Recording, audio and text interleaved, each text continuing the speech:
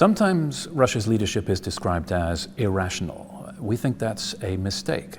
They do rationally weigh the pros and cons, the risks and the benefits. It's just that in this particular case, launching the invasion of Ukraine, they were working from a factual basis that was wildly incorrect.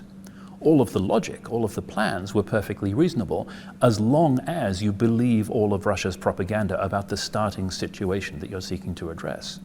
So if you take it that Russia is correct, that Ukrainians are not really a separate nation, they're simply slightly inferior Russians who are waiting for liberation from the neo-Nazi clique that has seized power in a coup in Kiev, as Russia has been telling itself and the world for a decade now, then it makes sense that Russian forces can simply walk in and take over, which is what they were prepared to do, not to fight a war.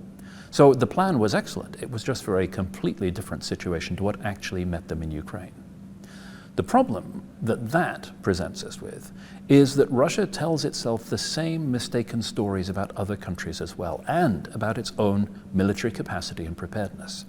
And Russia could be, once again, completely wrong about the time to launch an operation against another country, including NATO members. The difficulty is that whether they're right or wrong about whether they'll succeed doesn't make much difference to the devastation and misery and death that they are going to cause when they launch the attack.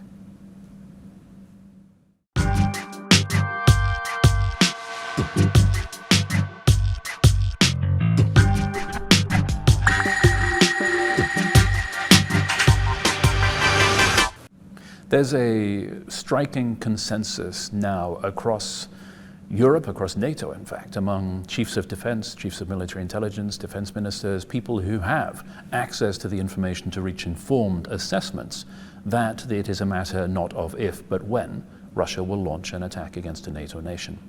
And the only difference is the period during which they expect this to happen. There's now broadly a consensus of 3 to 5 years for Russia to be ready to launch its attack on a NATO nation after the end of major combat operations in Ukraine.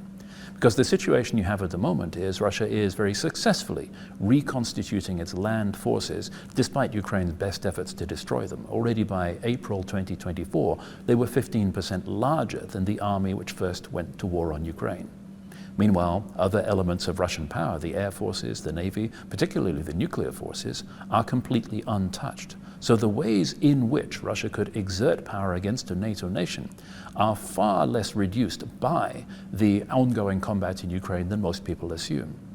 In addition, of course, NATO's own forces have been depleted. It's only in isolated nations that you've seen a program of crash reinvestment and transformative defense spending.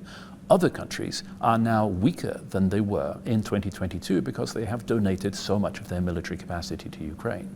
So the balance is shifting against the power of NATO even before you have this pulling away of the United States security blanket from Europe with its reluctance to meet its NATO commitments under the current leadership.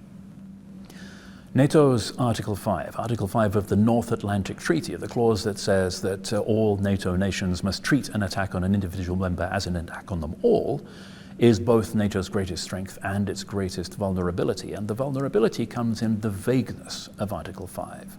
Such actions as they see fit to restore the situation to peace and security. Let's not forget that this was written at a time when peace and security meant that half of Europe was under the domination of Moscow.